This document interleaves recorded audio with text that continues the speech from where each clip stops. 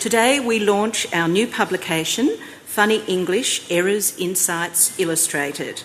I'm Helen Conn, Assistant Director General in the area of Communications and Community Programs here at the Library. Please welcome Andrew Barr.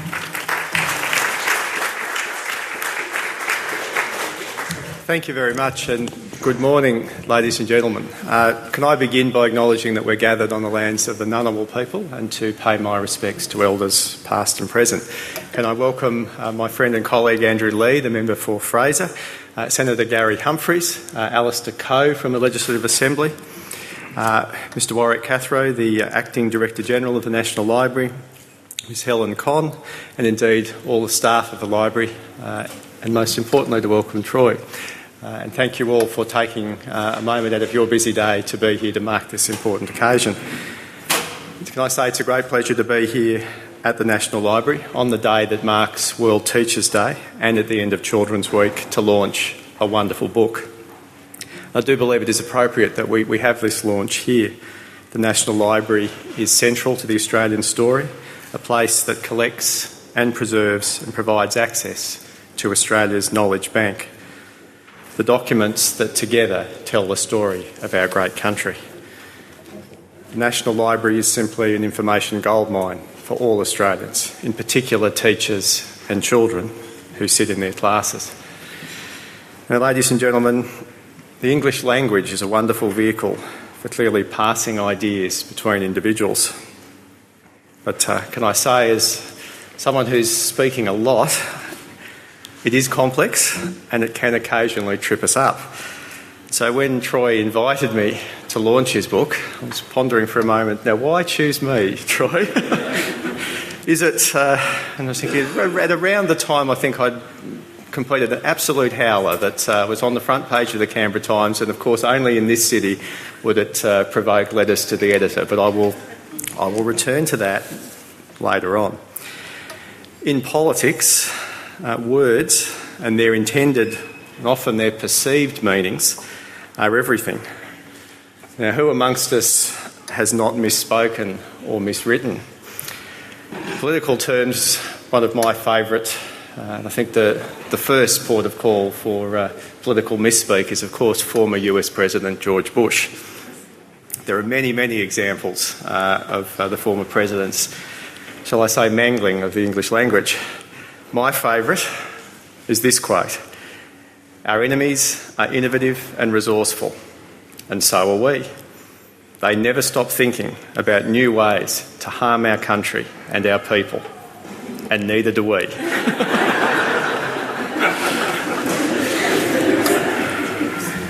Now, at a local level, I can't tell you the number of letters that have come across my desk for signature that describe in glowing terms the great work of the ACT Pubic Service.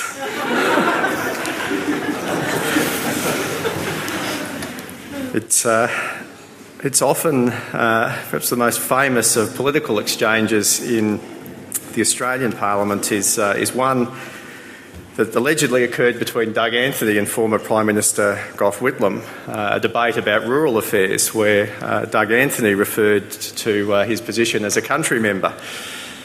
Mr Whitlam retorted that we remember.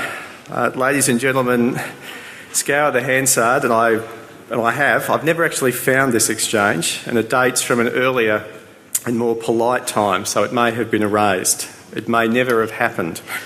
But whether or not it's true, it is a great example of how English lends itself to misinterpretation and confusion, either at the speaker's end or at that of the audience. Other examples from Troy's book include a student who was asked to explain the meaning of punctuate and who said, "Punctuate means to make a hole in the tyre of a bicycle." Another described it as saying, "Every sentence must begin with a caterpillar." A personal favourite of mine, when a teacher was asked her class to define oasis, one student offered this gem: "An oasis is a futile spot in the desert." The definition of simile prompted the response: "A simile is a picturesque way of saying what you really mean.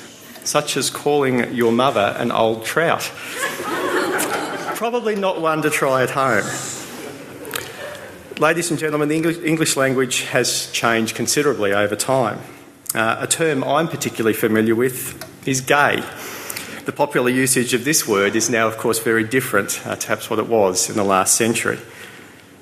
I'd like to share one little story. As Tourism Minister, I'm often asked to appear in a photograph each year for our annual flower festival.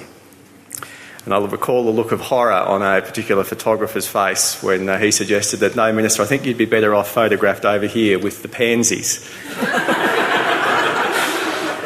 Took a moment and then he realised. But ladies and gentlemen, there are, of course, more sinister uses of English. I reflect on mutually assured destruction, or MAD, anticipatory retaliation, which I think could be read as biffing someone before they biff you. Once upon a time, someone gave you their version of a song and they referred to it as their rendition.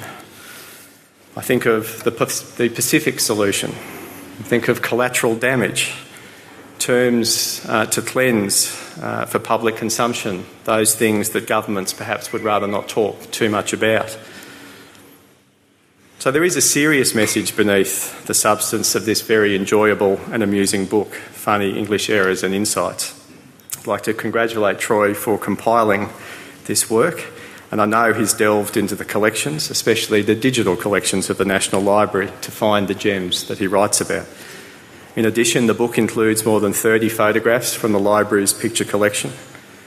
The combination of words and images is guaranteed to make you smile. The book contains 301 accidentally humorous uses and misuses of written English, including student bloopers, media misprints and funny signs. Pick up Funny English Errors and Insights and I'm sure you'll find something that will tickle your funny bone, as well as perhaps a gentle reminder that we need to do more than just use the spell checker and the grammar checker before we press send or press print. Now, I said at the beginning I would return to perhaps one of my best efforts in misspeaking in recent times. We recently released the data on national testing, and ACT students performed very well in the reading domain. And I was perhaps somewhat distracted. I was at Floriade, maybe amongst the pansies, and the journalist said, so how would you describe ACT students' passion for reading? And I said, I think they're vociferous readers. Now, I understand this is a common error. Vociferous is a term that's defined as characterised by vehemence, clamour or noisiness. I probably meant voracious, which is to have a huge appetite.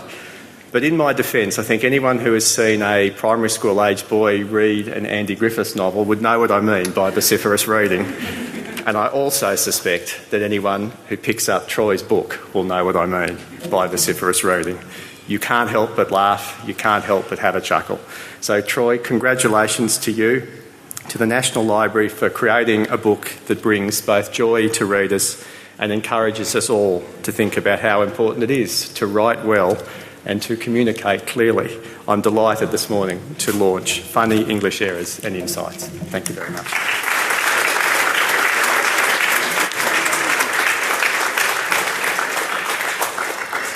Thank you, Minister, for making time in your busy schedule to join us for today's launch.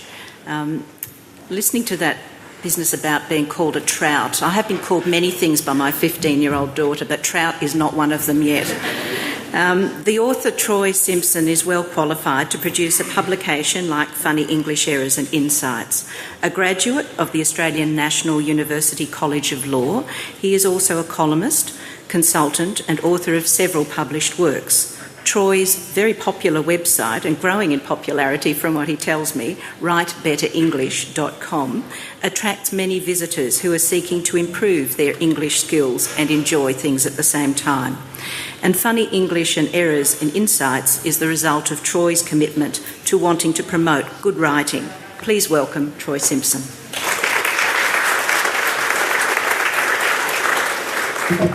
Thank you very much, Helen. A few years ago, I met Sir Jared Brennan, the former Chief Justice of the High Court. I wasn't sure whether to address him as Sir or Judge, and so it came out Sudge instead. In 2008, I met the then Prime Minister, Kevin Rudd. I went up to shake his hand because I'm a bit of a celebrity tart, or, as it came out when I told the PM, I'm a bit of a celery tart. For my very first job, the application form asked me to provide an emergency contact number. So naturally, I wrote down 000.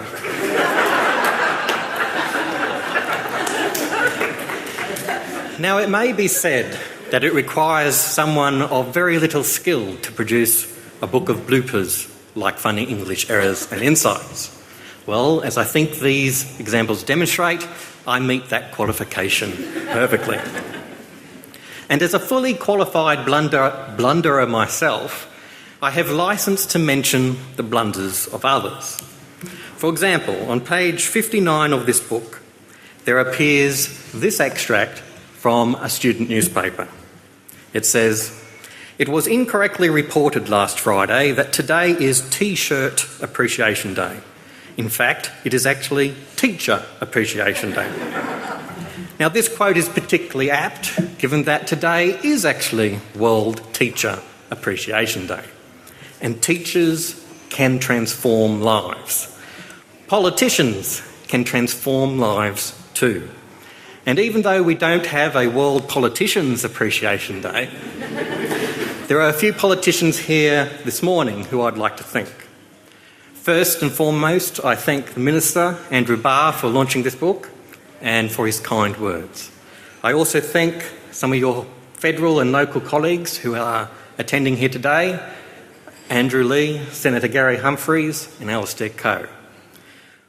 I want to pay tribute to the National Library for the excellent resources available here and for the library's stellar staff, especially Susan Hall and Paul Hetherington, who commissioned the book, and Maureen Brooks, Sally Hopman, Catherine Favell and Fiona Hooton for marketing the book and for organising this event, and of course Helen. Finally, I thank you all for coming. Some of you have travelled far to be here, some from Sydney, some from Adelaide, some from Brisbane. What were you thinking? I hope you can stay for morning tea. I especially hope that you can stay and buy lots of copies of Funny English Errors and Insights at $14.95, less than the price of a movie ticket. There's an ATM around the corner. Seriously, I hope that these bloopers, among whose makers I am proudly one, may bring you some joy, and indeed, and please forgive the segue, may bring some joy to the world. Thank you.